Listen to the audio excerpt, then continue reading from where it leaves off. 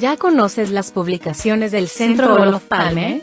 Te invitamos a conocer Seguridad Amplia o Militarización, rumbo a una agenda de seguridad nacional para México.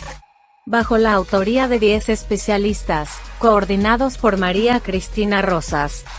En esta obra aprenderás sobre todo lo relacionado entre seguridad nacional y emergencias sanitarias, seguridad privada, seguridad alimentaria, consumo de estupefacientes, ciberseguridad, seguridad aeroespacial, seguridad espacial, y el binomio seguridad y desarrollo, entre muchos temas más. Adquiere ya, Seguridad Amplia o Militarización, rumbo a una agenda de seguridad nacional para México.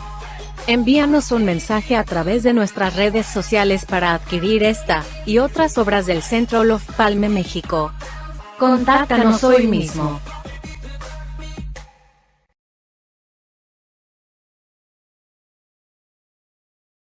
El declive relativo de Estados Unidos en la política global tiene importantes consecuencias para México, quien mantiene una compleja relación de interdependencia con su vecino del norte y no ha podido diversificar sus relaciones con otras naciones. El ascenso y reposicionamiento de países como China y Rusia, los reacomodos que experimentan la Unión Europea y Japón y el despunte de otras economías emergentes generan oportunidades, pero también desafíos para México, cuyo PIB depende en un 78% del comercio exterior con el mundo, pero también el país es vulnerable a los acontecimientos políticos globales. Asimismo, con todo y su declive relativo, si Estados Unidos estornuda, México se resfría.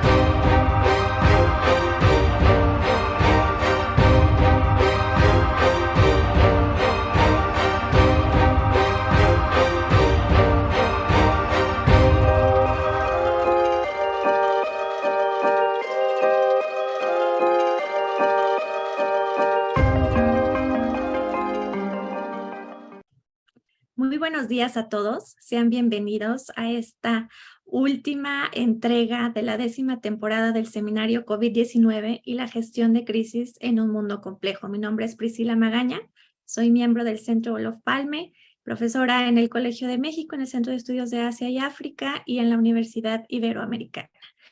El día de hoy vamos a platicar con nuestros expertos sobre los 200 años de las relaciones diplomáticas entre México y Estados Unidos.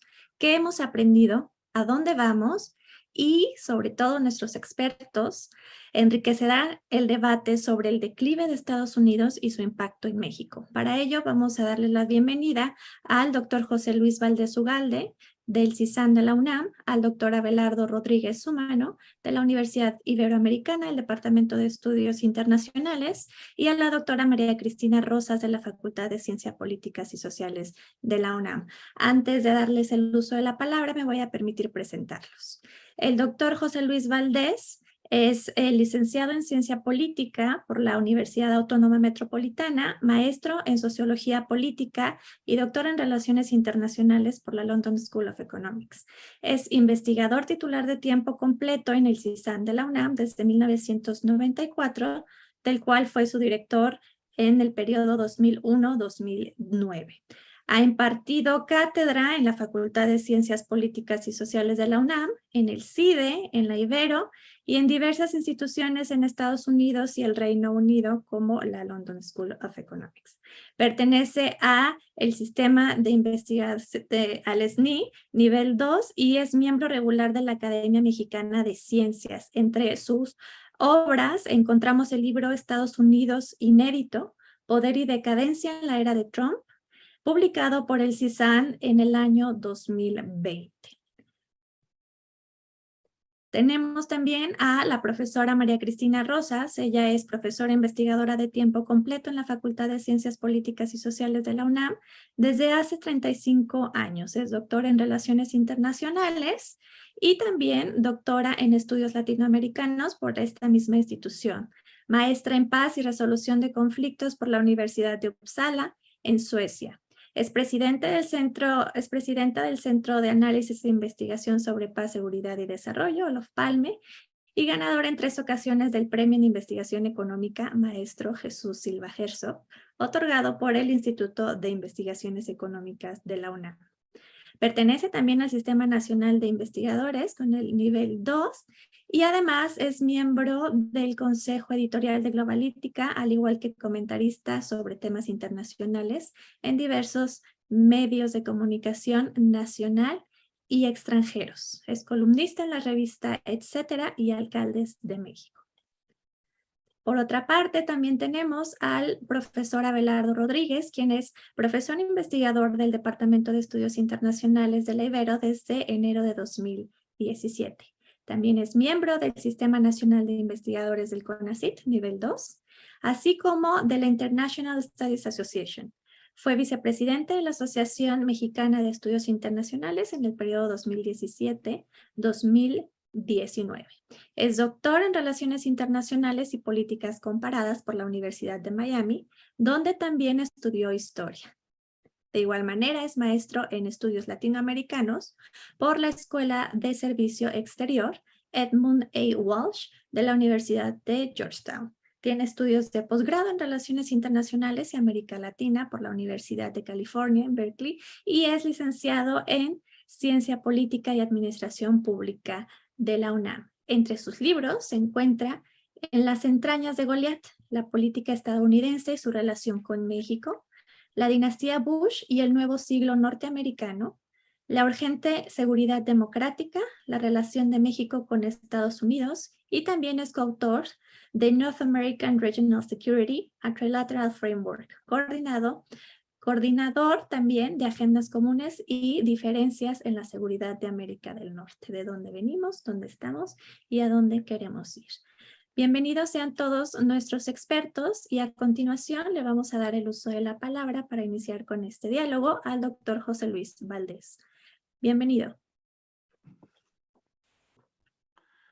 Muchas gracias, Priscila. Muy buenos días, me gusto estar con María Cristina Rosas y con Abelardo Rodríguez, colegas estimables. Agradezco desde luego la invitación del Centro Palme para participar en esta sesión, en este evento, que es el último de la serie que atinadamente ha organizado Cristina Rosas sobre las relaciones bilaterales y los 200 años de la relación entre México y Estados Unidos.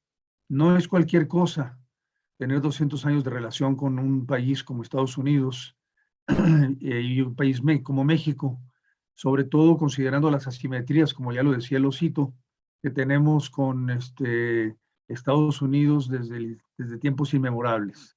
Lo primero que me parece que es importante definir aquí en el debate, es si hay un declive o no hay un declive por parte de Estados Unidos en el escenario internacional y cómo se mide esto, ¿no? Según Joseph Nye, por ejemplo, el teórico del poder de Harvard, nos ha indicado y sugerido que el poder se mide en función de la debilidad del otro, el poder propio se mide en función de la debilidad del otro. Y esto es una medida del poder. El otro es la capacidad que tiene el poder hegemónico para poder establecer reglas del juego propias que le permitan poder tener una dominancia, si se puede decir así, estratégica con relación a los otros actores que en el escenario internacional se mueven y sobre los cuales existe siempre también una presión muy grande por demostrar hasta dónde su poder es un poder relativo o un poder absoluto, su pérdida de poder es absoluto o relativa. En el caso de Estados Unidos, hemos visto en el curso de los años, sobre todo desde los 80, con el tema de los precios del petróleo, un declive interesante, pronunciado en el poder de los Estados Unidos en el mundo. Estados Unidos de tener prácticamente el 45% en la posguerra del control de la economía global, fue reduciendo su influencia de una manera significativa, y esto me parece que es un indicador interesante de hasta dónde los declinistas y los antideclinistas que miden el poder de Estados Unidos en función de sus capacidades para ejercerlo y también de su capacidad para poder convencer al otro de que está del lado correcto de la historia, ejerciendo un poder hegemónico benevolente, como hubiera dicho Madeleine Albright cuando habló del país imprescindible, ¿no? Cuando dijo Estados Unidos es un país imprescindible y porque es un poder benevolente, y ese poder benevolente, ese concepto de poder benevolente ha sido retomado por muchos para decir o argumentar de hasta dónde es importante tener un actor internacional que sea un leveler, un equilibrador de los balances de poder entre potencias y entre actores no tan potencias, pero sí actores importantes, por ejemplo, como India, ¿no? Que tiene una posición importante en la escena internacional, dado su poder nuclear, pero también su relación estratégica con Rusia y su propio poder económico interno. Es un ejemplo nada más. Y esto, por supuesto, nos lleva a plantearnos los ejemplos el ejemplo de los BRICS, que en algún momento tuvieron una relevancia importante en el escenario internacional, hoy día debilitados por tanto a Brasil como a Sudáfrica, como a Rusia. No les ha ido precisamente muy bien. China se mantiene en todo caso dentro de este grupo como un país dominante o predominante dentro del escenario global frente vis-a-vis Estados Unidos. Entonces, la pregunta entonces sería, ¿hasta dónde es real que Estados Unidos ha perdido poder en la escena internacional? Tenemos en Estados Unidos el país con mayor producción de infraestructura urbana, de infraestructura aeronáutica, de infraestructura telefónica, de infraestructura de Internet. Tenemos en Estados Unidos a las universidades más importantes, de las cuales salen básicamente, prácticamente todos los premios Nobel, o han salido todos los premios, muchos de los premios Nobel de física, de economía, de química y otros. Es decir, hay muchos elementos que nos permiten pensar y decir que Estados Unidos mantiene una posición interna de empoderamiento con un crecimiento del PIB, hoy golpeado por la crisis del COVID y también por la crisis inflacionaria, pero en todo caso un crecimiento del PIB sostenido que lo mantiene todavía a la par o por encima de China en algunos años más que otros, y por supuesto mucho más arriba que la Unión Europea, y no se diga Rusia, que en realidad no representa como potencia económica ningún peligro ni para China ni para Estados Unidos. En todo caso, una potencia nuclear, sí, hoy en día muy en crisis, por cierto, debido a la coyuntura crítica que vive a raíz de la injusta invasión de Ucrania que llevó a cabo el 24 de febrero de este año, que le ha traído, por cierto, consecuencias muy serias en términos de su debilitamiento propio al interior de no solamente de Euroasia, sino también del sistema global. Los avances que está teniendo Ucrania, para hacer un paréntesis sobre Rusia, en relación a su poder relativo, han sido importantes como un factor de percepción, un factor de percepción de parte de los euroasiáticos y los 5 más importantes euroasiáticos que no quieren en este momento tener una dependencia de Rusia como la tenían antes, debido al hecho de que pues son vecinos, países exsoviéticos, igual que Ucrania, que pueden vivir el mismo peligro que vivió Ucrania en el momento de la invasión y que sigue viviendo en este momento como país ya invadido. Bien, entonces, volviendo a Estados Unidos, todos estos elementos, digamos, de crecimiento interno, de posicionamiento económico interno, de posicionamiento político, también se dice, por supuesto, que uno de los elementos más importantes en el marco del liberalismo político para que una potencia sea dominante es el tema de la democracia. Es decir, países democráticos como Estados Unidos, independientemente de su crisis relativa, habría que ver si el regreso de Trump significa un golpe más a su hegemonía internacional y a su presencia y a su prestigio internacional, o no, pero en este momento lo que estamos viendo es la recuperación de ese espacio de prestigio que Trump había tirado a la basura en su momento y que ciertamente hoy está por verse hasta dónde se conserva. Entonces decíamos, el tema de la democracia es un elemento fundamental, y sobre esa base es que los medidores, si se puede decir así, perdón por el término tecnicista, pero los medidores de la hegemonía, ¿sí? O los evaluadores de la hegemonía dicen que ante todo tenemos que tener una estabilidad democrática lo suficientemente balanceada como para permitirse un proceso de recuperación del espacio hegemónico o de ocupación del espacio hegemónico dentro del contexto de las relaciones internacionales. Eso, y desde luego también el factor económico es importante. En este momento Estados Unidos está recurriendo a todas las medidas posibles para lograr una recuperación interna que le permitan poder mantenerse como un equilibrador de poder económico dentro del sistema mundial. Bien, ahora en relación a las otras potencias, en relación a la Unión Europea y de la Unión Europea desde luego a Alemania, a Gran Bretaña, a Italia o a Francia, desde luego, en relación a Rusia, como ya lo dijimos hace un momento, o en relación a China, o en relación a los ex-BRICS, Estados Unidos ha perdido o no ha perdido espacios de poder. Yo diría que sí ha perdido espacios de poder. En el caso chino, ha perdido espacios de poder muy importantes en el tema comercial. Fundamentalmente en el tema comercial, Estados Unidos tiene en China a un competidor clave en este terreno, que le ha impedido de alguna manera hacer todo lo que hubiera querido hacer Estados Unidos en su momento, y que China tiene en diferentes áreas de la economía, en diferentes sectores de la economía, una hegemonía muy importante.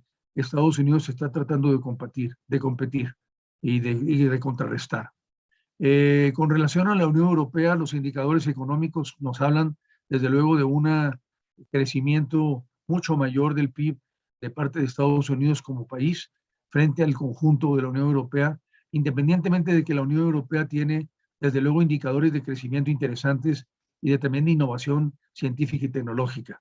Tenemos en Europa también un sistema educativo muy robusto, muy avanzado, en diferentes países ha consolidado su competitividad a nivel internacional. Alemania, Francia, Inglaterra misma, aún con el Brexit, sigue siendo un referente dentro del sistema académico universitario a nivel superior.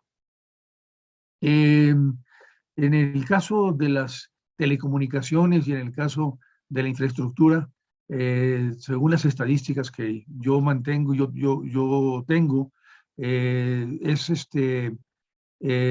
mayor el posicionamiento de Estados Unidos frente a la Unión Europea. Entonces, y frente a China, bueno, ya dijimos, hay un relativo declive frente a China. Pero en términos absolutos, ¿podríamos decir que Estados Unidos ha perdido el poder como potencia? Bueno, en el ámbito militar, que es el último que me faltaba mencionar, no.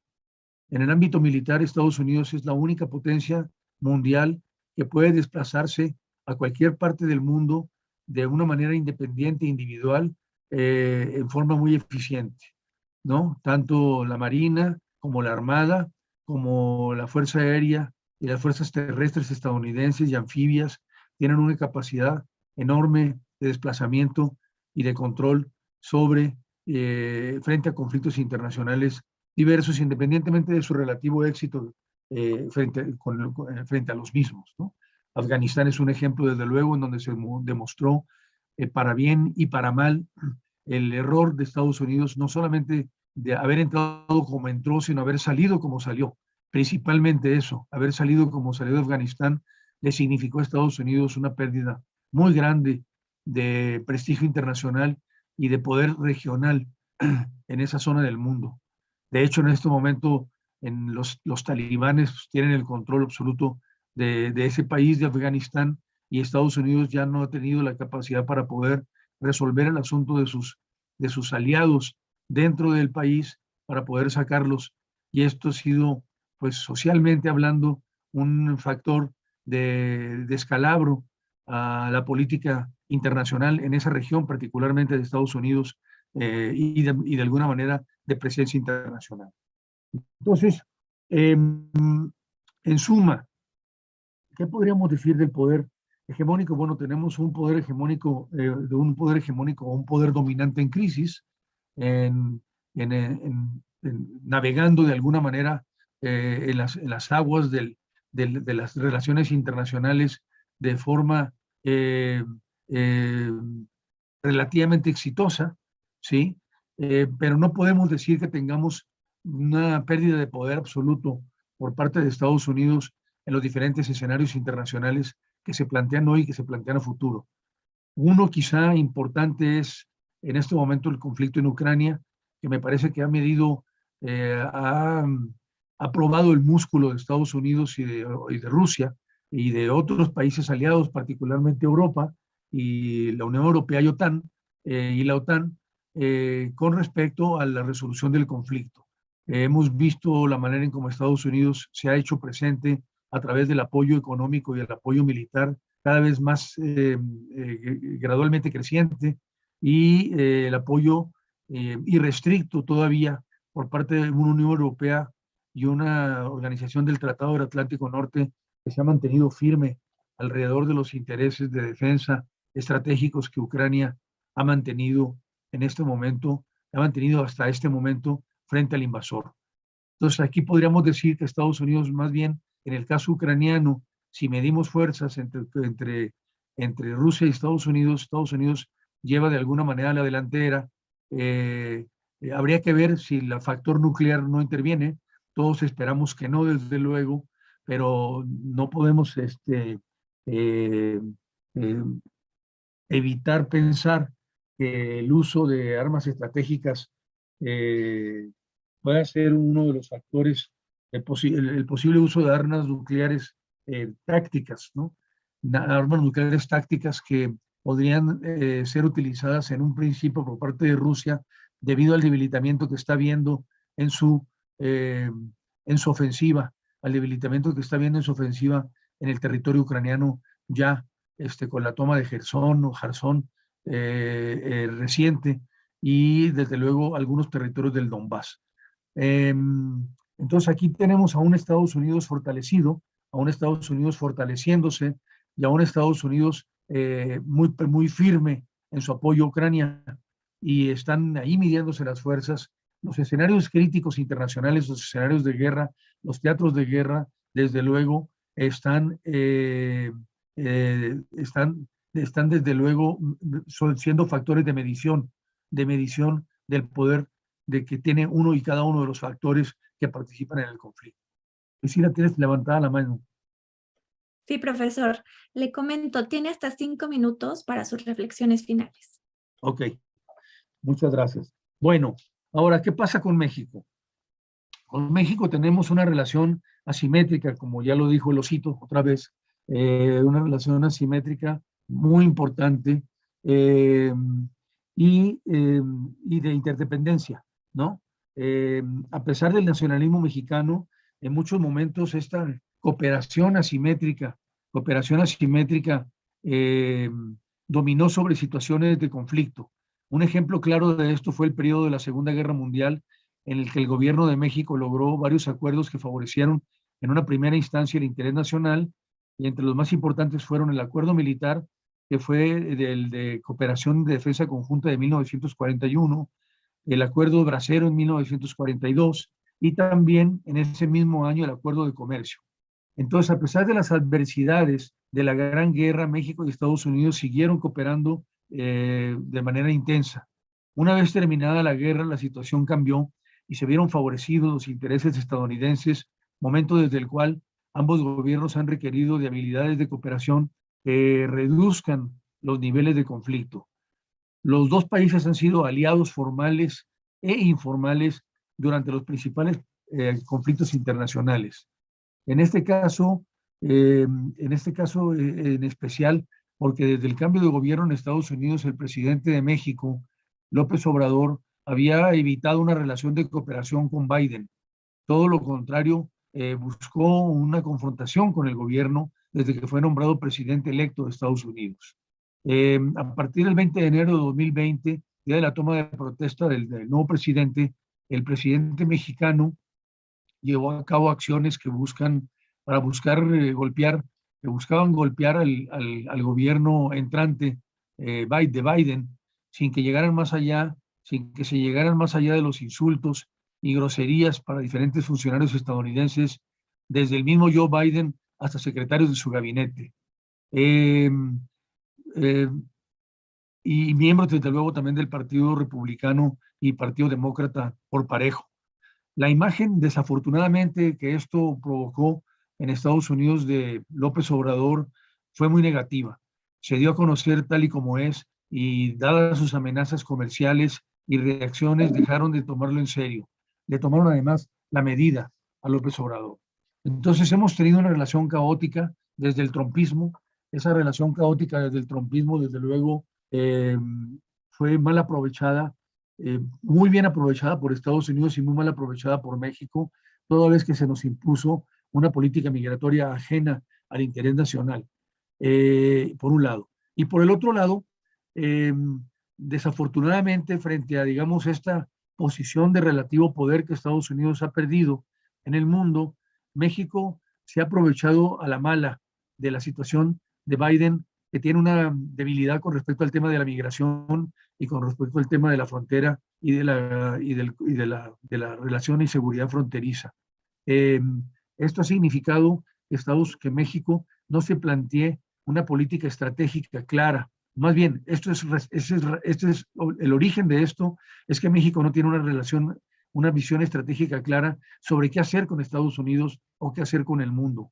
No tenemos una política exterior, tenemos una política exterior fallida, una política exterior y una política frente a Estados Unidos también fallida, que temo mucho decir que ha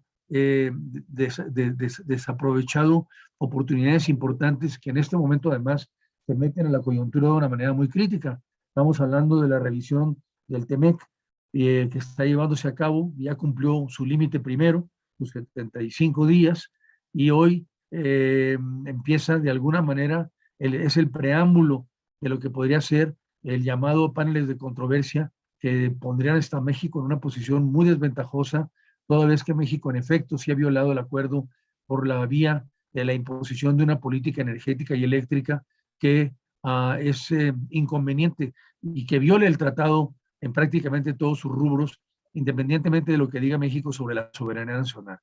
Entonces no hay riesgo para la soberanía y México se está planteando un riesgo para la soberanía inexistente. Y me parece que esto ha traído como consecuencia, desde luego, una caída del perfil de México en el escenario bilateral y también en el escenario global.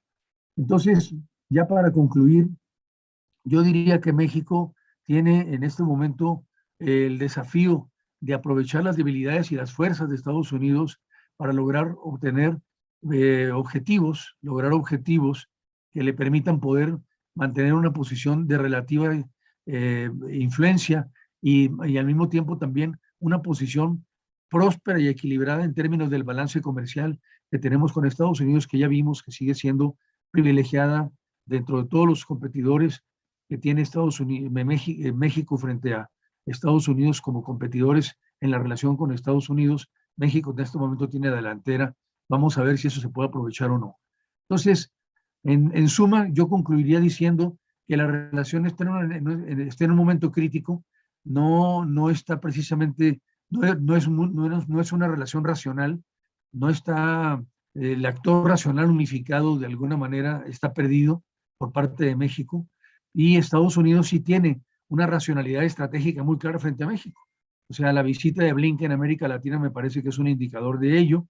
Están tratando de recuperar su área de influencia, están tratando de recuperar en un momento además de ofensiva de las izquierdas importante su presencia dentro de América Latina, y habrá que ver si esto para México es una oportunidad o es una oportunidad que desaprovecha. Aquí la dejaría yo, y muchas gracias. Gracias al profesor José Luis Valdés, quien ha hecho unas reflexiones sumamente puntuales sobre cómo se mide el declive de Estados Unidos, y entre sus reflexiones plantea que, pues bueno, Estados Unidos como poder hegemónico está en crisis, navegando en aguas relativamente exitosas. También ha planteado la relación, las características de la relación de México con Estados Unidos, y nos ha hecho también reflexionar sobre si es una relación racional. Nos comenta el doctor José Luis que por parte de México no es una relación racional, y que pues bueno, esto ha ocasionado una caída del perfil de México en la relación bilateral con Estados Unidos y en el mundo. Gracias al profesor José Luis Valdés, y le damos la bienvenida al doctor Abelardo Rodríguez. Muchas gracias a la doctora Isila Magaña por la moderación. Agradezco al Centro Olof Palme, a la doctora María Cristina Rosas por su muy cordial y amable invitación. Saludo a mi colega, el doctor José Luis Valdés, y por supuesto a la audiencia que nos sigue por las distintas redes del centro. Y bueno, en esta mañana fresca, tanto fría, me voy a permitir compartir algunas reflexiones a vuelo de pájaro en el marco de este seminario que está impulsando el Centro Olof Palme, que me parece muy audaz, muy sugestivo. Creo que se adelanta desde el punto de vista de las ideas y de la investigación a lo que los hacedores de la política pública en México tendrían que estar necesariamente reflexionando junto con todas las áreas correspondientes para la conducción del país. Me congratulo de estar en este diálogo, y voy a compartir una presentación de un proceso que está en plena transformación.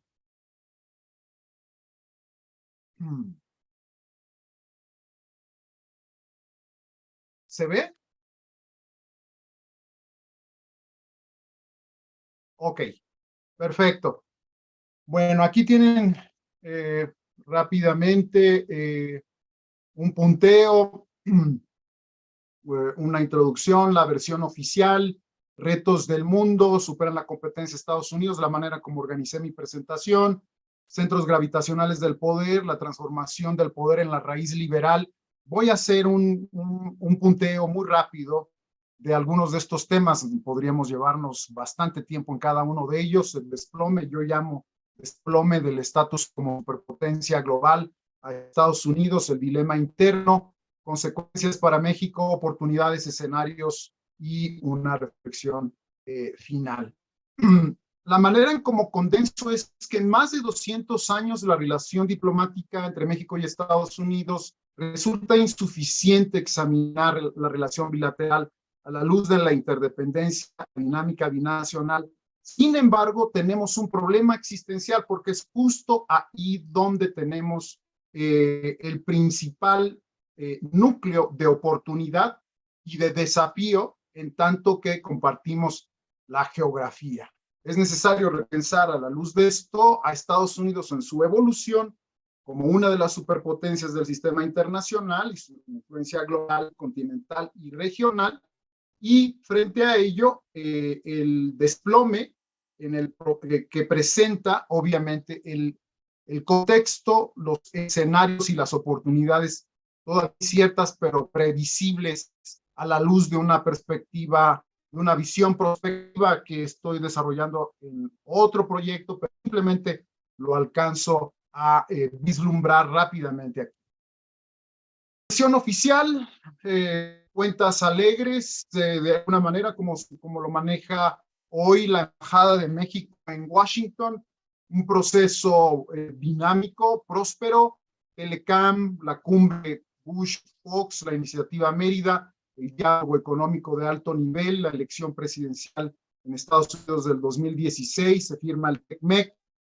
México está replanteando el acuerdo bicentenario justamente recientemente, que nos plantea ahí de manera rápida una especie de sintonía, acuerdo elemental en lo estratégico, hasta cierto punto una especie de fusión, de integración, pero la presencia de Trump nada más aquí en la fotografía que tengo de donde aparece Trump, viene a irrumpir el escenario de una manera formidable. Ahora, si nos atendemos a lo que está pasando hoy, desde como lo está planteando México en Washington, son tres las prioridades estratégicas: el tema de la migración, el tema de la competitividad, las cadenas de valor, los suministros, tratar de sobreponerse a la pandemia y, por supuesto, la redefinición de la relación estratégica entre México y Estados Unidos, que es el tema de seguridad, el tema de política exterior y los puntos de encuentro y desencuentro en las arenas globales, multilaterales y regionales como la ONU o como la OEA. Ahora, si atendemos los números en términos de comercio, podemos identificar que, bueno, ya México es el principal socio, nuevamente, de Estados Unidos en términos de exportaciones, importaciones. Las cifras son fenomenales, como ya se comentaba. Hay una oportunidad extraordinaria, al nivel de interdependencia es simplemente increíble y sin igual en la relación de un país al sur de una gran superpotencia como es México. Hay una ventaja comparativa por la cuestión geográfica de México hacia Estados Unidos, y esto por supuesto genera un gran dilema y vulnerabilidad. Lo podemos ver también en términos de los distintos enlaces en la frontera compartida México-Estados Unidos, más de 60 puertos, una región muy dinámica, 1 millón de cruces diarios, alrededor de 452,000 vehículos, 33,000 vehículos de carga, etcétera. Es una relación extraordinariamente dinámica, la interdependencia en la frontera. Queda claro que México es vital para los Estados Unidos y viceversa. Hay muchos enlaces en California, en la frontera con Baja California y por supuesto en Texas y Tamaulipas. Todos estos elementos de gran interés para la relación bilateral que siguen avanzando, que están caminando, la manera en cómo la diáspora mexicana va replanteando desde el siglo XIX, obviamente, la psique de los mismos Estados Unidos. Los números son muy puntuales, ¿no? La principal migración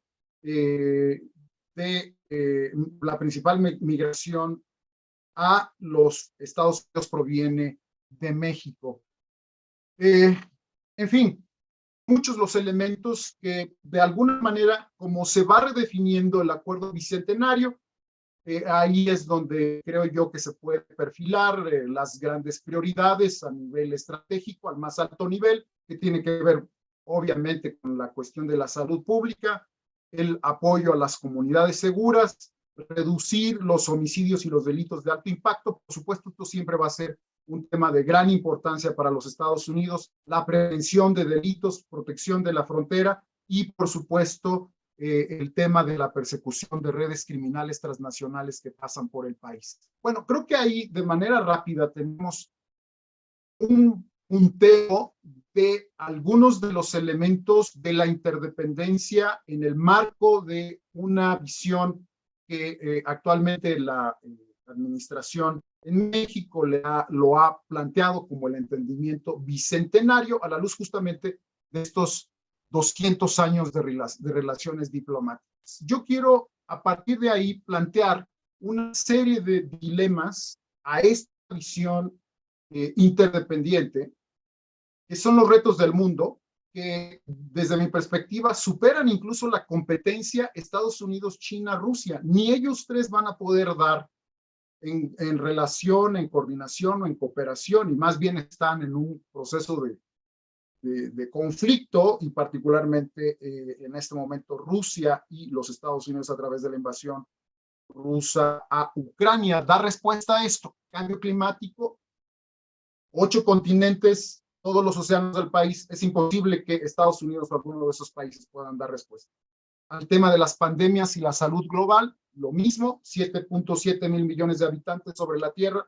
Imposible que Estados Unidos o China o Rusia puedan dar respuesta a esto. El tema de la pobreza, el tema del comercio, los cambios científicos y tecnológicos que se han venido concentrando, que tienen un punto desafiante en todo Asia, están también redefiniendo los equilibrios de poder regionales y globales, el rol de India, el rol de Corea del Sur. Por supuesto, Japón sigue siendo un actor muy importante.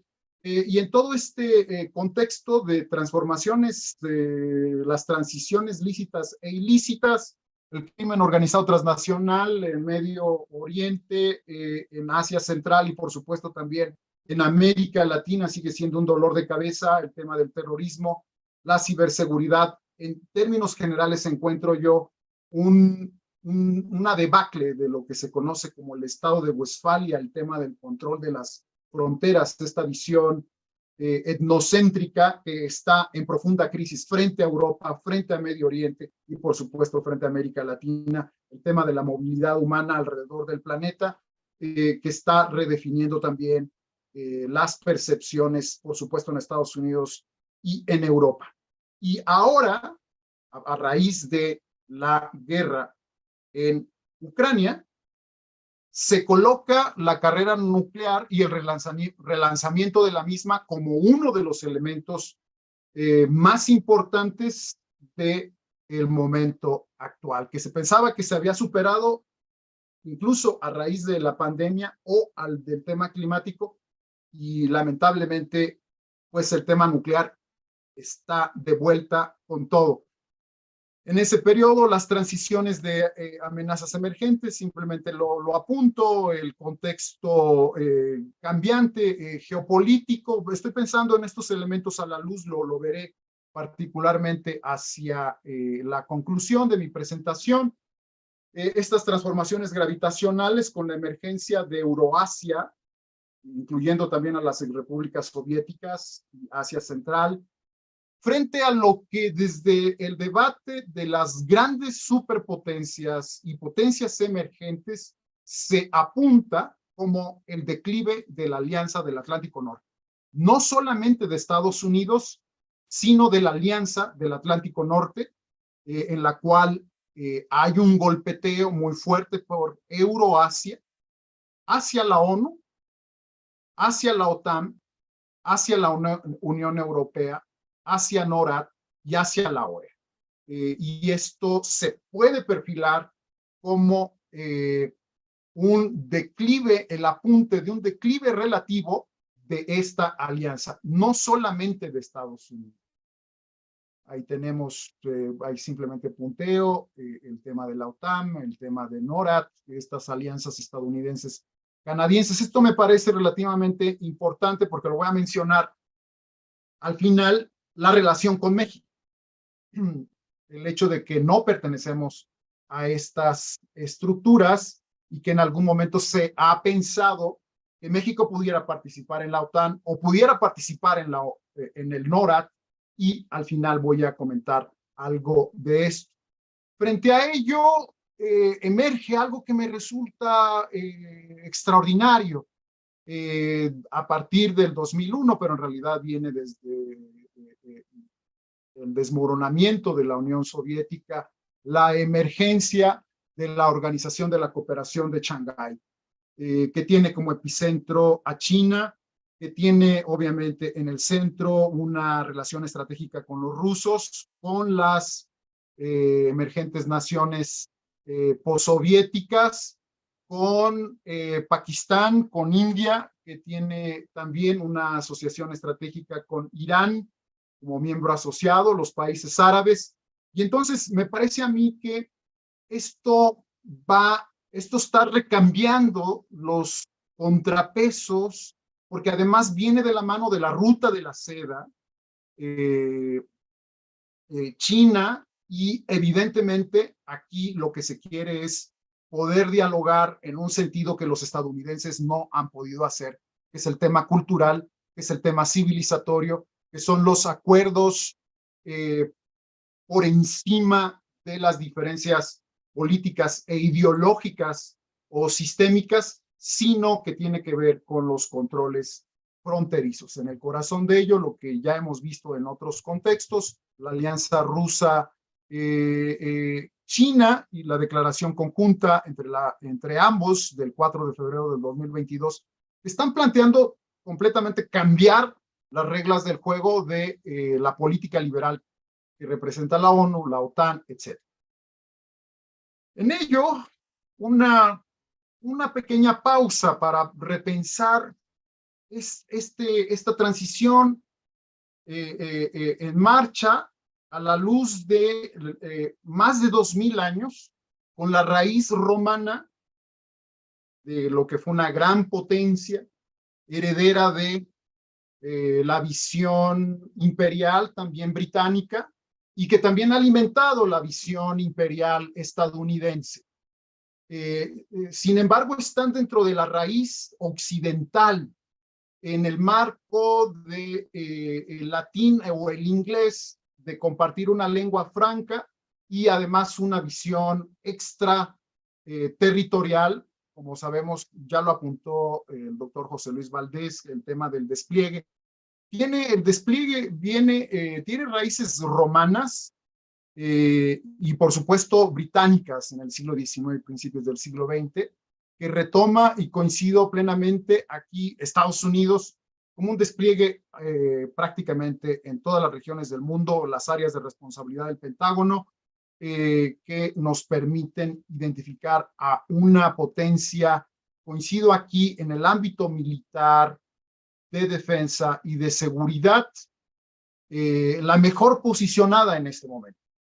Pero como sabemos, desde el punto de vista del gran superpoder, es además extensión territorial, población, transformaciones económicas, científicas y tecnológicas, y en términos de población, en términos de transformaciones económicas y tecnológicas y el elemento nuclear, Estados Unidos obviamente va perdiendo terreno. Ya lo mencionaba también hace un momento, el tema de la hegemonía.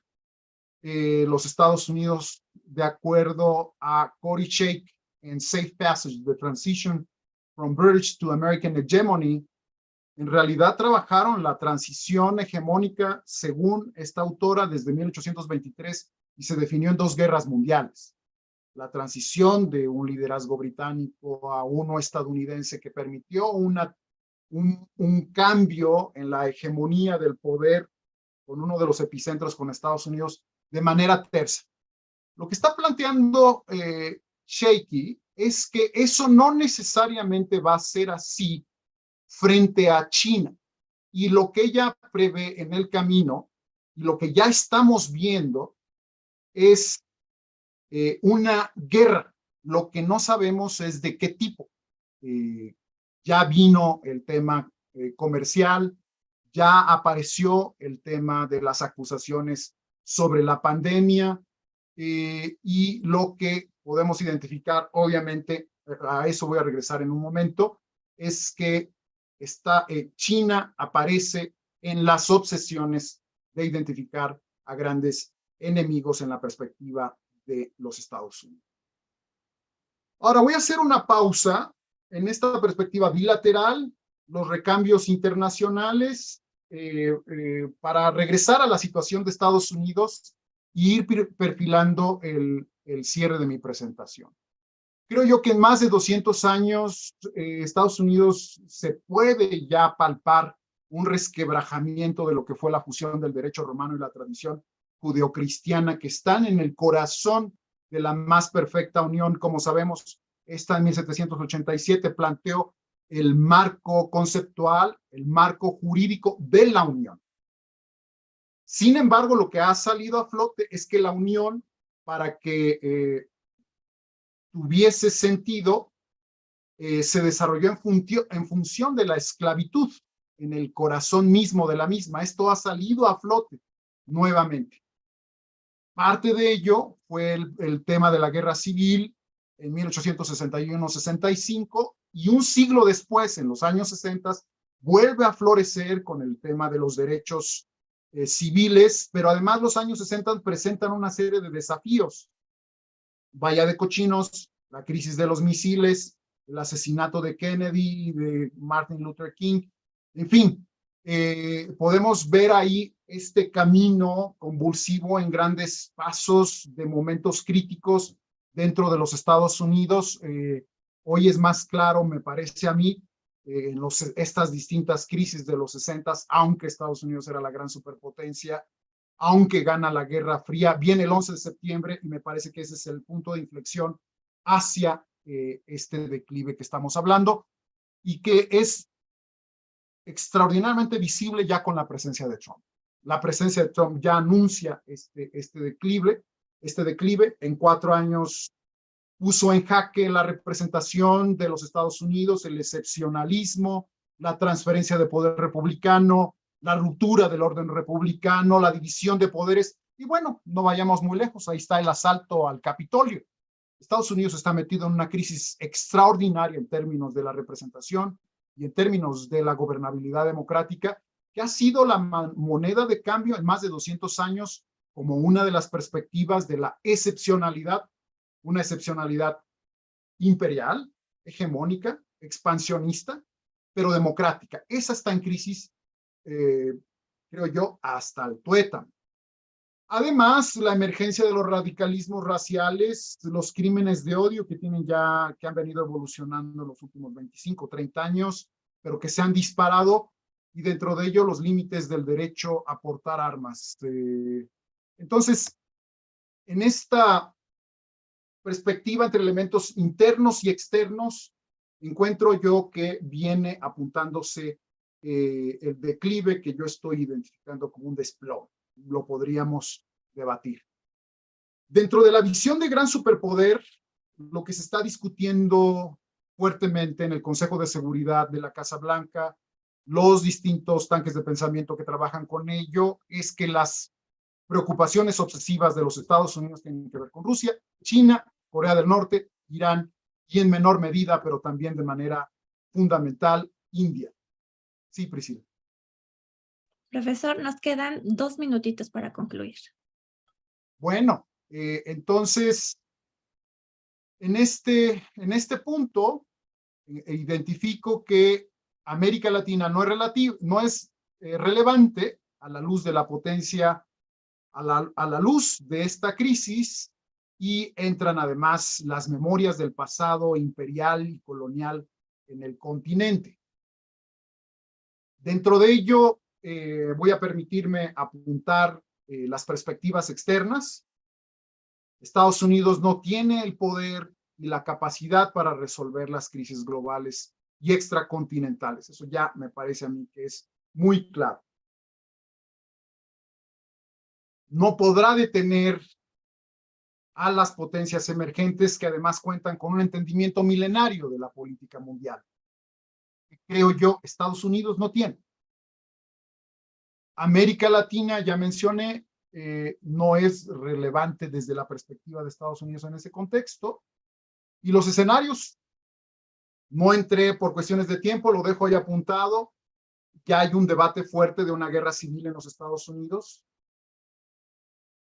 Es probable una guerra con alguno de los adversarios, nuevo ataque terrorista, nueva pandemia, crisis financiera global. No se puede descartar, nada más lo dejo apuntado acá, en este escenario convulso, una incursión militar en México por parte de Estados Unidos de cara a sus múltiples crisis y las oportunidades para México, y con esto termino. Creo que hay condiciones propicias para mantener la soberanía relativa en temas de política exterior. Creo que ahí hay un punto muy importante en el marco de la geografía de estos recambios, de estos reacomodos, donde la política exterior juega un punto importante, la seguridad y la defensa. Hay márgenes de maniobra importante, creo que no han sido suficientemente definidos, suficientemente apuntados, pero hay un margen que se puede jugar con ello. Aún y a pesar de la tremenda interdependencia social y económica, es posible, esto ya está pasando, el relanzamiento de las alianzas regionales y globales frente a América Latina, frente a Europa, frente a Asia, frente a África, por supuesto, en el marco de la ONU, etcétera.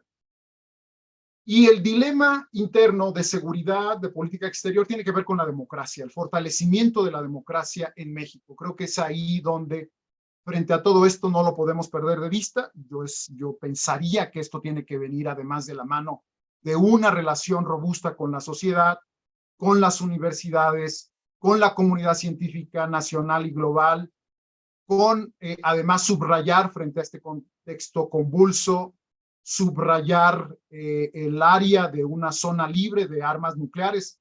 Gran parte de los enemigos de Estados Unidos ven la frontera con México. Históricamente así ha sido este rol que tenemos en América Latina.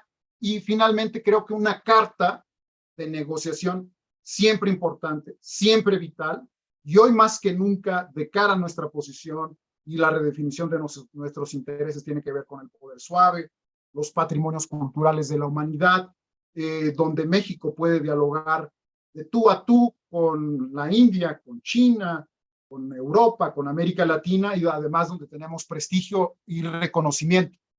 Además, un reconocimiento que tiene que ver, por supuesto, con nuestra también tradición milenaria. Y ahí lo dejo. Muchas gracias. Gracias al profesor Abelardo. Y ahora me voy a permitir invitar a nuestra audiencia a realizar aquellas preguntas que gustaría plantearles a nuestros invitados el día de hoy. Pueden hacerlo mediante el chat en Facebook, estamos en transmisión en vivo. Saludamos a aquellos que nos van a ver posteriormente en la retransmisión y los invitamos también a asistir a la Feria del Libro de Relaciones Internacionales que se está llevando a cabo en el Instituto Matías Romero de la Secretaría de Relaciones Exteriores y a visitar en esta Feria del Libro el stand del Centro Olof Palme. De igual manera, los invitamos el día de hoy a las 3:30 de la tarde a la presentación del libro Inteligencia para la Seguridad, Mitos y Realidades, la experiencia de México. También hacemos el anuncio que el próximo mes de noviembre dará inicio el seminario Seguridad y Amenazas Globales en el siglo XXI.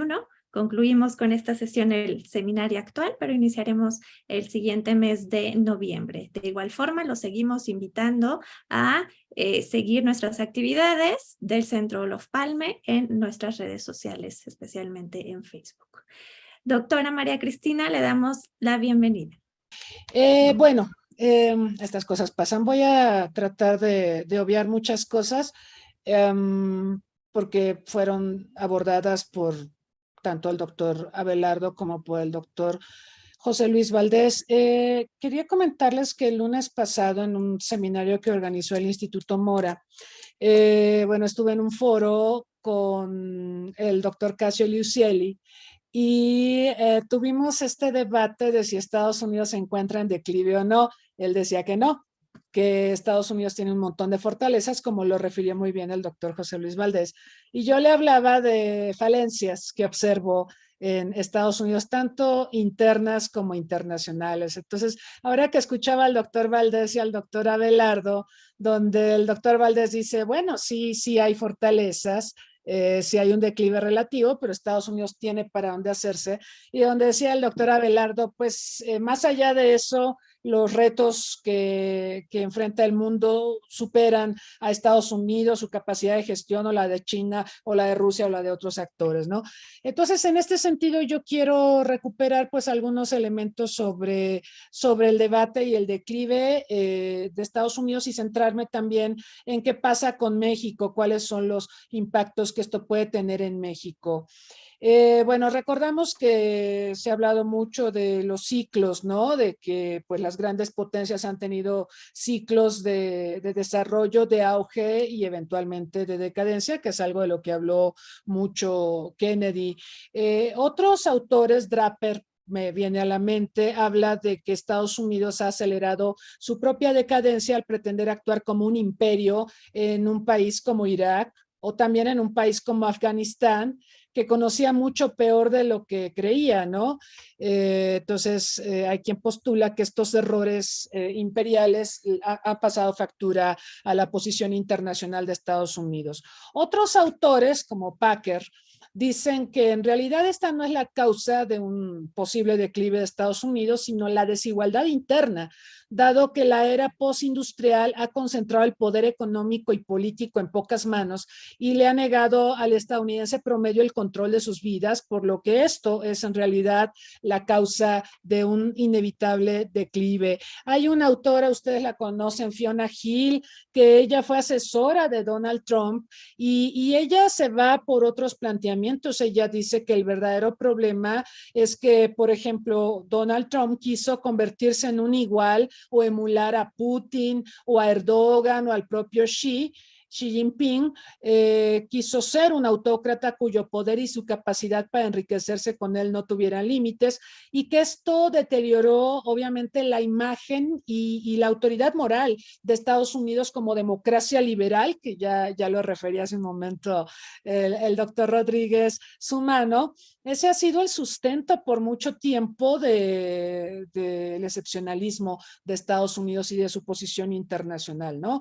Estados Unidos con Trump se acerca más a formas y métodos dictatoriales y autoritarios y se aleja de una tradición republicana y rompe con la democracia liberal. Esto pues muchos lo mencionan también como un elemento de declive. Lo del excepcionalismo, que bueno que fue tocado por quienes me antecedieron en el uso de la palabra, porque también ha habido mucha literatura que habla sobre el fin del excepcionalismo y bueno, en este sentido se dice que bueno, hay varios elementos que apuntan a la crisis del excepcionalismo. Por ejemplo, Estados Unidos ha presumido de tener una misión especial que debe cumplir para llevar al mundo a los senderos de la prosperidad y del bienestar.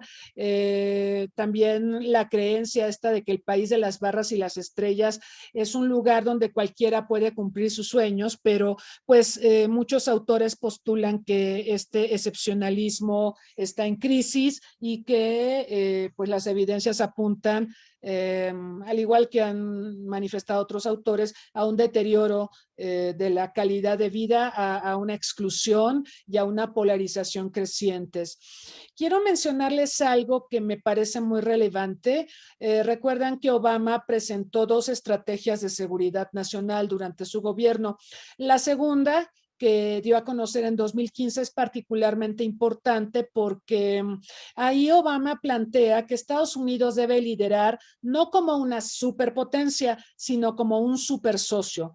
No como la nación indispensable. Hace un rato José Luis Valdés hablaba de esto de la única nación indispensable, un discurso de Madeleine Albright que retomó Clinton.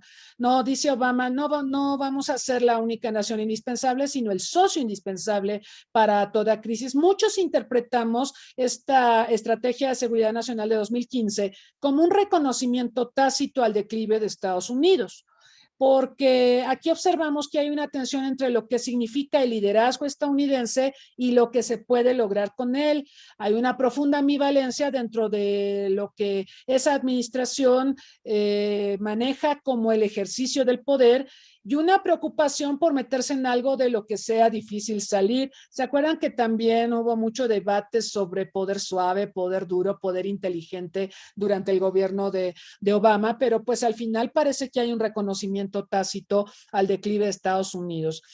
¿Hasta dónde esto va a llevar a que tengamos a una figura en ascenso como Donald Trump?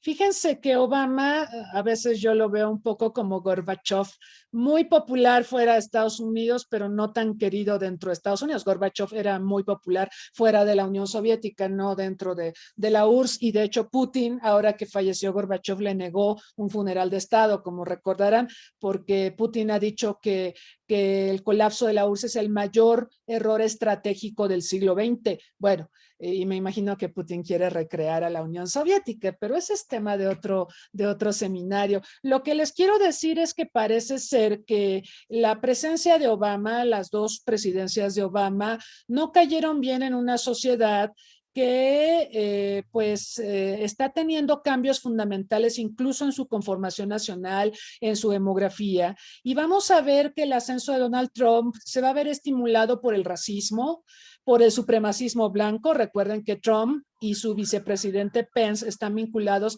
a movimientos supremacistas blancos. Y aparte, bueno, hubo un discurso de Donald Trump que jaló mucha gente, culpar a Obama por el fin del excepcionalismo y comprar la consigna de que Estados Unidos fuera grande otra vez, ¿no? Pareciera que mientras que Obama dijo, vamos a ser un país que tiende a ser el primero entre iguales, pero ya no superpotencia, eso cayó muy mal en muchos círculos políticos y por supuesto del lado republicano dio la pauta para que un personaje como Donald Trump pues utilizara un lenguaje bastante divisorio, bastante racista, insultante, misógino, ya saben. Y bueno, esto pegó, esto gustó a un sector de la población, y el hacer a Estados Unidos grande otra vez es como reconocer, por culpa de Obama nos hicimos chiquitos, nos hicimos menos, y ahora queremos hacer a Estados Unidos grande otra vez. Entonces, yo postulo que pues esto lo tenemos que observar con bastante cuidado porque, bueno, actualmente gobierna el que fue vicepresidente de Obama, Biden, una figura que pues ha sido motivo de múltiples críticas, una figura que proyecta debilidad.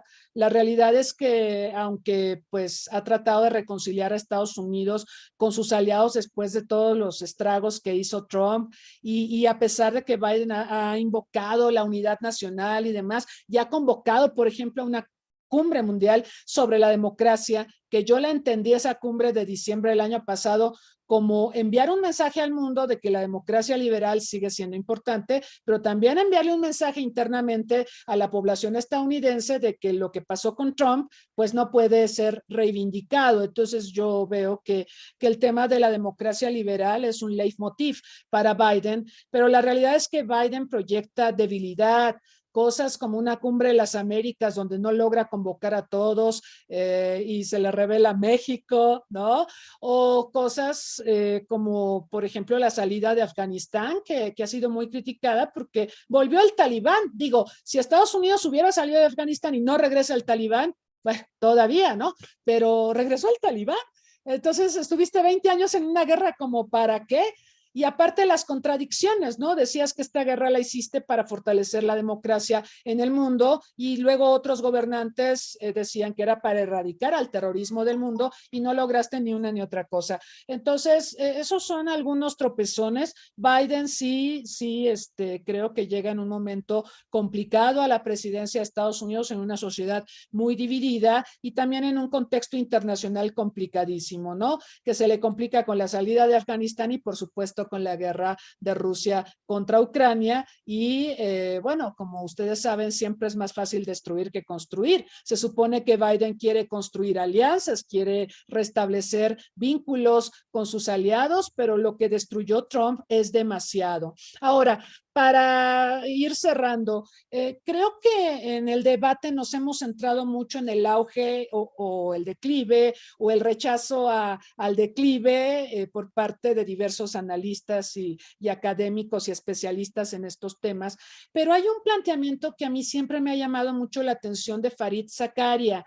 Y Fareed Zakaria tiene un libro que se llama El mundo post-americano, y donde plantea que, bueno, hay que mirar a lo que están haciendo los demás, ¿no? El ascenso de los demás. Porque si solamente vamos a mirar a Estados Unidos y dejamos de mirar lo que están haciendo los demás, pues a lo mejor nuestro análisis está muy sesgado. Hay que mirar lo que hace China, hay que mirar lo que hacían los BRICS, ¿verdad? Ya los BRICS pues están un poco en crisis, como ya lo decían aquí. Pero bueno, hay otros actores que están buscando buscando hacerse un lugar en las relaciones internacionales y se abren oportunidades para India, no sé, Brasil, vamos a ver qué pasa el último día de este mes con la segunda vuelta electoral, pero bueno, Brasil siempre ha sido un país de altos vuelos, en fin, hay cosas que están haciendo el resto, como dice Fareed Zakaria, el resto de la comunidad internacional, que es importante mirar porque algo que me decía, y por eso empecé con eso, algo que me decía Casio, es que no es tanto que Estados Unidos decline, sino que China ha estado en ascenso, ¿no? Dice, no, pues Estados Unidos sigue igual, el que ha cambiado mucho es China, China ha ido en ascenso y eso hace ver a Estados Unidos como que declina. Bueno, esa es una postura de Casio, no la comparto del todo, pero lo que sí quiero decir es que sí veo acotamientos de liderazgo de Estados Unidos en el mundo. Ya mencionaba lo de Afganistán, ya mencionaba el agotamiento de estas aventuras militares, que ha sido tema de muchos estudios de parte de autores a los que hice referencia hace un momento. Pero bueno, dos cosas sobre México. ¿Por qué nos importa este debate sobre el declive relativo o absoluto a Estados Unidos? Bueno, por la relación tan estrecha que tenemos con ese país. Yo creo que no necesariamente tiene que ser malo el declive de Estados Unidos para México, porque potencia márgenes de maniobra para México y posibilita un posicionamiento creciente de México, por ejemplo, como socio comercial. Ya marcaban hace un momento que otra vez somos el primero, a veces bajamos al segundo lugar, pero pues somos el 14% del comercio exterior de Estados Unidos. Entonces, Estados Unidos se ha tornado más dependiente de nuestro país y bueno, nosotros deberíamos de poder manejar esta situación a nuestro favor. Es decir, existe un potencial de que México incremente su presencia como socio de Estados Unidos y esto también incrementaría nuestro poder de negociación, nuestro bargaining power con ellos. Pero claro, esto tendría que estar acompañado para que México pueda aprovechar el declive relativo o absoluto de Estados Unidos. Tendría que estar acompañado de un proyecto de nación en México, de una estrategia clara de vinculación con Estados Unidos y con el mundo, que no la tenemos. Efectivamente tenemos políticas exteriores de gobierno, no de Estado, entonces cambia el gobierno y cambia la política. Ahorita tenemos un discurso pro latinoamericano, un intervencionismo también muy amplio de México en asuntos internos de naciones latinoamericanas. Este es un giro importante en nuestra política exterior. Hay un discurso pro Latinoamérica, pero no va acompañado de un reforzamiento, por ejemplo, de los vínculos económicos con América Latina. Pongo el caso de México y Argentina. En lo político, pues tenemos una enorme empatía. En lo económico se ha desplomado la relación comercial. Entonces no tenemos una estrategia de política exterior y por lo tanto esto sí nos coloca en una situación preocupante. Recuerden, México tiene pues atorado el acuerdo global con la Unión Europea. La Unión Europea, por supuesto, su prioridad no es México, es Ucrania, pero el acuerdo global con México tiene que pasar un proceso que no había sido pactado originalmente por la Unión Europea hacia México, que era pasar por distintas instancias, el Parlamento, la Comisión, el Consejo, que están poniendo trabas. Entonces, si nosotros queremos vincularnos más con la Unión Europea, tendríamos que ser un poquito más ingeniosos para acercarnos a ellos y explicarles la importancia de la relación con México. Es decir, en política exterior y en política interna estamos dejando de hacer muchas cosas, no hemos mejorado nuestro desempeño económico, la economía nacional va muy mal, la productividad va mal, no hay un clima de negocios empático, no estamos enfrentando decididamente a la delincuencia organizada, tampoco estamos combatiendo la desigualdad. Hemos visto, sobre todo en este gobierno, ya venía desde antes, pero en este gobierno ha habido un empobrecimiento de las clases medias. Entonces eso vulnera la posición de México internamente y por supuesto merma su proyección internacional. México podría tener un mayor juego siempre que resuelva sus contradicciones internas y, como ya se dijo también aquí, diseñe una estrategia de política exterior donde claramente defina objetivos y de largo plazo, no solamente coyunturales, a través de un proyecto de nación, ¿no? Que es lo que nos sigue faltando.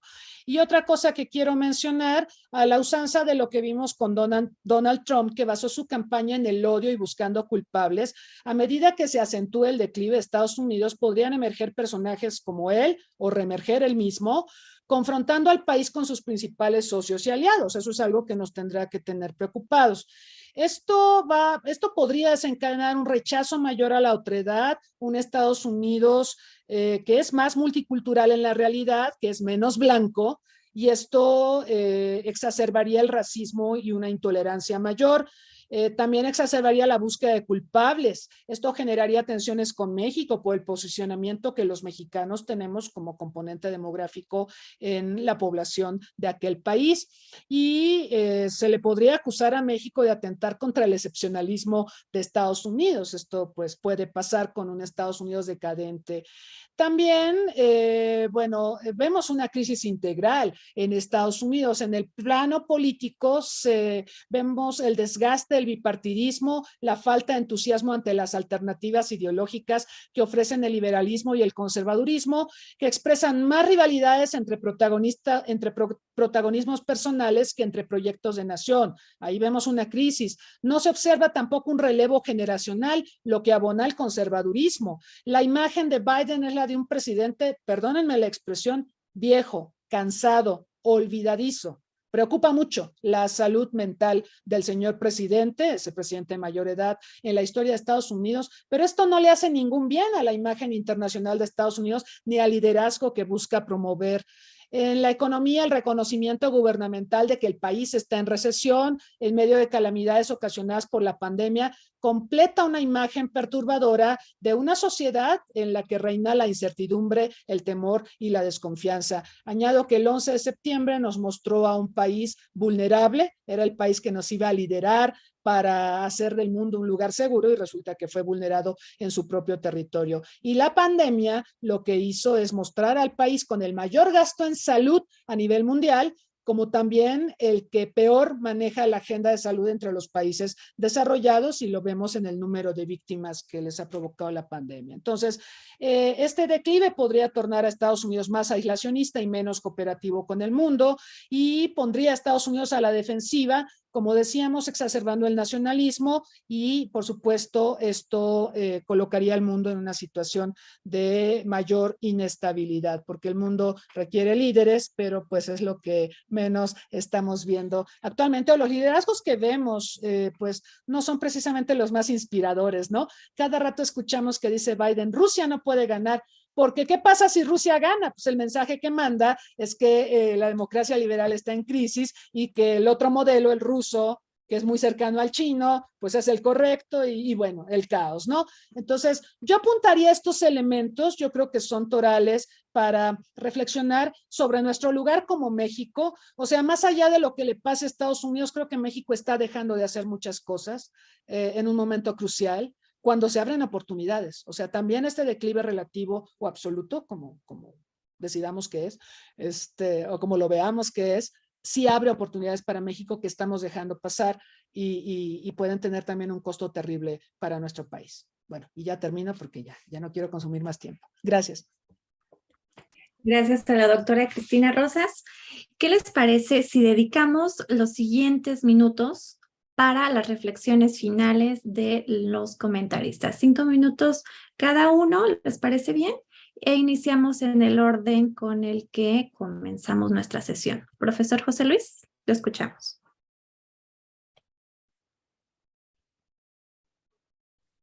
Sí, gracias. En realidad, sería bueno que yo concluyera con la pregunta que hiciste, que estaba contestando antes de que se interrumpiera nuestra comunicación. Retomar algunos de los elementos que mis compañeros, mis colegas muy estimables, ya expusieron. En primer lugar, hay una decadencia del poder en Estados Unidos. Eso es cierto. toda esta descomposición de la que hablan, un tejido social trastocado, una estructura política alterada, una estructura política institucional también, digamos, vulnerada por parte del trumpismo,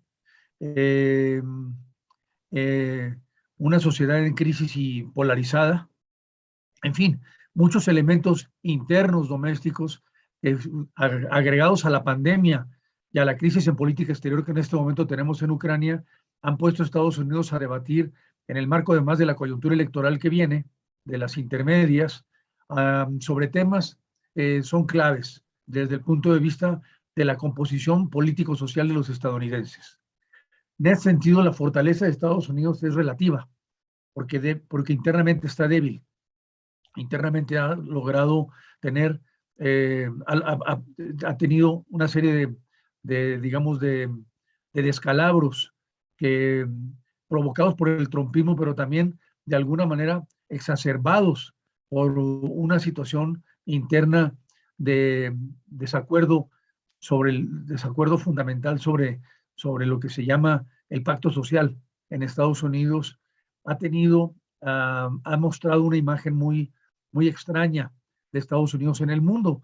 Las alianzas de Trump con Putin, por ejemplo, la salida del Pacto de París, de la Organización Mundial de la Salud, su enfrentamiento con la Unión Europea, su enfrentamiento también con la OTAN y demás temas fueron, en mi opinión, que hoy está de alguna manera reivindicando Biden, independientemente de sus inconvenientes, de sus desventajas internas como líder, está tratando digamos, de remontar.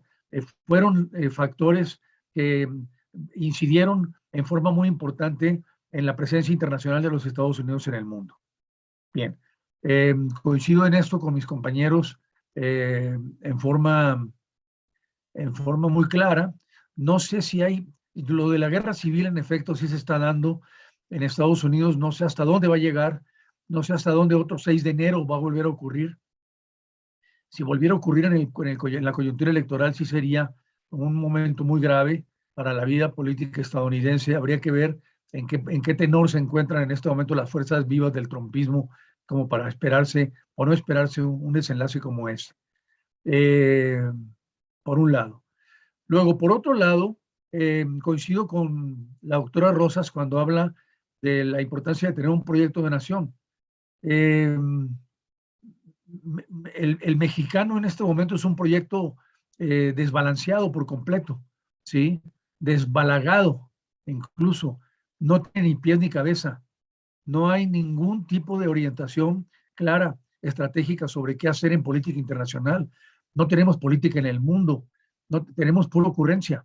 La relación con América Latina es una relación de ocurrencias, porque se recurre al viejo mito latinoamericano de los 60 de que América Latina es una unidad. Y no es cierto, América Latina no es una unidad. América Latina es un conjunto de partes que en algunas de sus facetas tiene coincidencias entre sí y en algunas otras no. Por ejemplo, ¿no?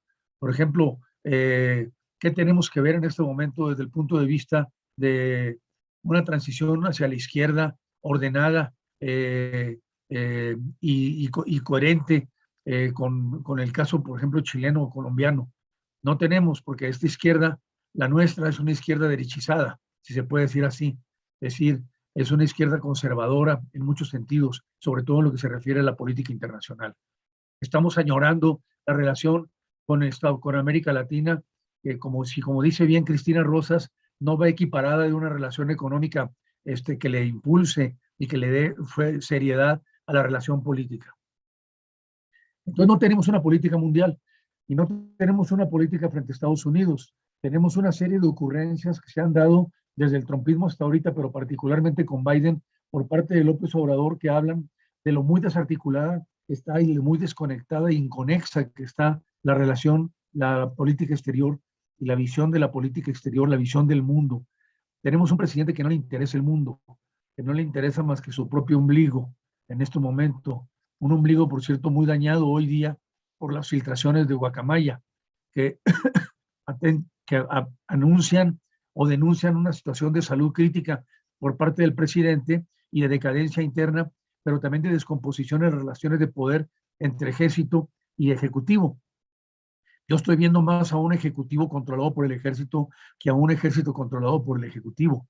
Esto es un desbalance que ciertamente provoca muchas preguntas y nos lleva a plantearnos hasta dónde y quién va a definir políticas exteriores, por ejemplo, de seguridad en la frontera.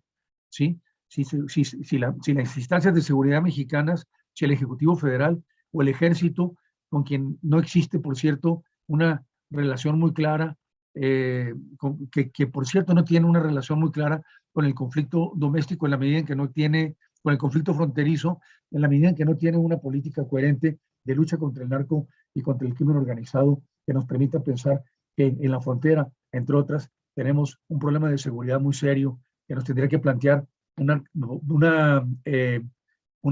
esfera de colaboración con los Estados Unidos superior a la que tenemos en este momento. Hasta ahí la dejo. Gracias, Priscila. Al contrario, gracias al doctor José Luis Valdés por las opiniones aquí compartidas junto con sus reflexiones. Doctor Abelardo Rodríguez, lo escuchamos.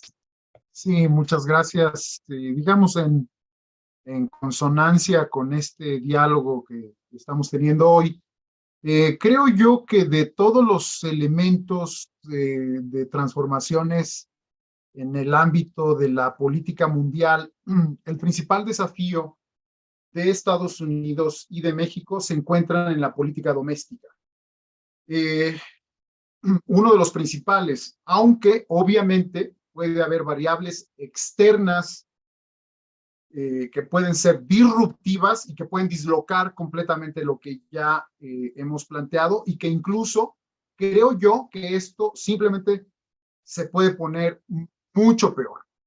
Hay varias crisis de distinto tipo que ya están anunciadas y que en realidad podrían ser disruptivas en lo global o en lo regional, en lo doméstico o en lo bilateral.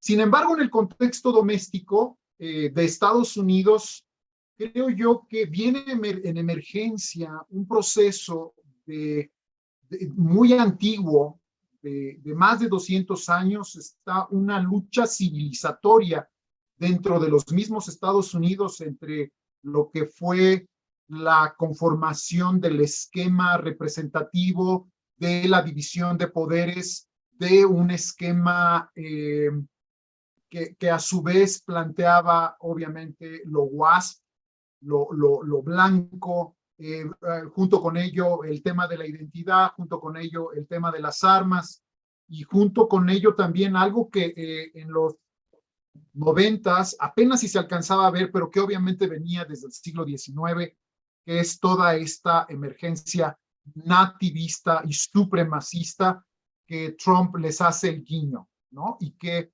prácticamente salieron del closet, y que coincido aquí con la doctora Rosas, lo que sucede con Obama, que se vio como un elemento fortuito, de vanguardia, de gran transformación, su llegada, alguien que baila, alguien que canta, alguien que, en fin, con una visión cosmopolita extraordinaria, exacerbó estas contradicciones raciales en el sótano, en los cimientos mismos de los Estados Unidos, y todas las gran mayoría de organizaciones supremacistas, nazistas, xenófobas, crecieron ampliamente con la administración Obama. Incluso se redujeron con la administración Trump. Estas están vivas, estas están muy fuertes, y lo que vamos a ver es justamente en el 2024 la manera en cómo pudiesen tener una irrupción hacia varios escenarios, una irrupción en el reconocimiento de la victoria política de quien gane la elección, o bien que se vayan por la dinámica de un conflicto civil manejable. Creo que lo tenemos que tener en el tablero. La perspectiva plantea que los escenarios que ya sucedieron en el pasado simplemente hay que proyectarlos con extrapolaciones hacia el futuro, y esto ya sucedió en el pasado. Entonces, ese es un elemento. Y, por cierto, entrevistando, dialogando con muchos de los colegas en el policy making de los Estados Unidos, plantean que esa es la principal preocupación. Ese es un primer elemento que quería comentar. El segundo es que dentro de ello, sé que tengo, lo voy a hacer muy rápido, viene el tema del aislacionismo, que ya se mencionó también, y que esto muy seguramente va a tener movimientos defensivos extraordinarios que pueden resultar todavía inciertos de qué manera, pero nosotros ya lo vivimos con Estados Unidos en el siglo XIX y principios del siglo XX, de intervenciones directas en el marco aislacionista. También si proyectamos y extrapolamos esto hacia el futuro, es un escenario que no debemos de perder de vista. Coincido, lo mencioné en mi presentación, hay un gran margen de oportunidades que nos presentan estos recambios y que están en el marco de la política doméstica en México. Creo y estoy convencido que para la seguridad nacional, la seguridad interior, el manejo de la política exterior, el desarrollo económico, la protección de la población está en el marco de robustecer la democracia y el conocimiento. No hay de otra para mí en esta visión y creo que tenemos justamente lo contrario, sin embargo. Eso es un alto riesgo, finalmente, porque en la medida que no tengamos certeza con la Guardia Nacional, con las Fuerzas Armadas, con el aparato de seguridad, con la inteligencia, con la transparencia, y que esto se vuelva más ingobernable para las fuerzas del crimen organizado, para los grupos políticos, también más grande y amplio se mueve la posibilidad de intervenciones por parte de Estados Unidos en nuestro territorio. Entonces lo dejo ahí y agradezco, por supuesto, la oportunidad de este diálogo. Gracias al doctor Abelardo Rodríguez. Doctora Cristina Rosas, la escuchamos con sus reflexiones finales. Gracias. Bueno, yo haría reflexiones en dos sentidos respecto a México y la política exterior. Efectivamente, hemos dejado de hacer muchas cosas. Ha sido muy caótico todo nuestro relacionamiento con el mundo. Hemos sido más reactivos, por supuesto. Y aparte, yo quería mencionar que este año hemos tenido aniversarios de relaciones diplomáticas que a mí me parecen cruciales. China, 50 años, Corea del Sur, 60 años. Corea del Sur quiere que firmemos un tratado de libre comercio, por ejemplo, que no me parece una mala idea, pero ya no tenemos secretaria de Economía, renunció ayer. A ver quién se queda, pero que en realidad es Luz María de la Mora la que hace todas estas negociaciones, pero ella estaba en Ginebra, ¿no? En la OMC, se tomó una selfie con la directora general de la OMC, entonces me imagino que regresó en friega ayer para ver todo lo que está pasando aquí. Pero bueno, hay varios aniversarios, 60 años de relaciones con Alemania, 60 con Arabia Saudita, o sea, son como que ocasiones maravillosas para ver en qué punto estamos y buscar un fortalecimiento de las relaciones. No solo son los 200 años de relaciones con Estados Unidos, que son las relaciones más importantes que tenemos, sí, que nunca terminamos de estudiar lo suficiente Estados Unidos, sí, por supuesto, pero ¿y los demás? Ahí sí regresaría yo a lo de Fareed Zakaria. Hay que mirar a los demás porque eso nos da márgenes de maniobra y nos permite también en un momento dado poder sortear dificultades que pudieran surgir en una relación tan compleja, tan estresante, tan demandante como la que tenemos con Estados Unidos, ¿no? Por un lado. Por otro lado, después de escuchar las reflexiones finales de José Luis y del doctor Abelardo, me quedo con la pregunta de qué pasa con la ausencia de un líder, porque Estados Unidos me parece que proyecta una crisis de liderazgo. Para que un liderazgo sea funcional, me parece que debe inspirar. Y creo que Estados Unidos hace rato que dejó de inspirar. De hecho, creo que en esto la administración de Trump fue fatídica, porque el mensaje que mandó es que, bueno, él llegó a la presidencia mediante los canales institucionales, pero cuando los canales institucionales no le favorecieron, los ninguneó, despotricó contra ellos, organizó el asalto al Capitolio. Y bueno, quiero mencionar nada más de pasada que este tipo de mensajes son muy malos para el mundo, porque Estados Unidos solía ser un referente cuando hablamos de democracia liberal, entre otros temas. Vemos a un Bolsonaro que Véanlo lo que ha dicho en la campaña presidencial de Brasil, vean lo que dijo ahora que Lula le ganó por 5 puntos. Él dijo que si le gana Lula es seguramente porque hubo algún fraude y él va a desconocer los resultados. Ese es el Trump del trópico, ¿no? Es el discurso de Trump llevado o que inspira a otras naciones del mundo, a naciones tan importantes como Brasil. A mí sí me alarma esta situación de que la crisis de la democracia liberal y el modelo que Estados Unidos nos vendió con Donald Trump inspire a otros países. Dicen que Rusia es una mala influencia por ser autócrata, dicen lo mismo de China, pero Trump creó una muy mala imagen de Estados Unidos y una muy mala influencia en el mundo y en América Latina. Lo estamos viendo en un país como Brasil y no es el único. Entonces me parece grave. Yo creo que también tendremos que reflexionar sobre el papel del líder y la ausencia de un liderazgo que inspire y bueno, todas las consecuencias que esto podrá tener para el mundo y bueno, para México. Ya no mencioné a México, pero también va inmerso en el comentario. Muchas gracias. Gracias a la doctora Cristina Rosas y también le damos nuestros agradecimientos a todos aquellos que siguieron la transmisión en vivo en Facebook Live y a aquellos que nos escucharán en algún momento posterior a esta transmisión. Refrendamos la invitación para asistir a la Feria del Libro y Relaciones Internacionales del Instituto Matías Romero y visitar, entre otros stands, el que presenta el Centro Olof Palme. También les recordamos que está la encuesta de salida para aquellos que nos acompañan en Zoom. Muchísimas gracias a los expertos que nos acompañan el día de hoy. Ha sido invaluable y enriquecedor para seguir con el debate sobre la relación entre México y Estados Unidos. Muchísimas gracias. Que tengan excelente viernes.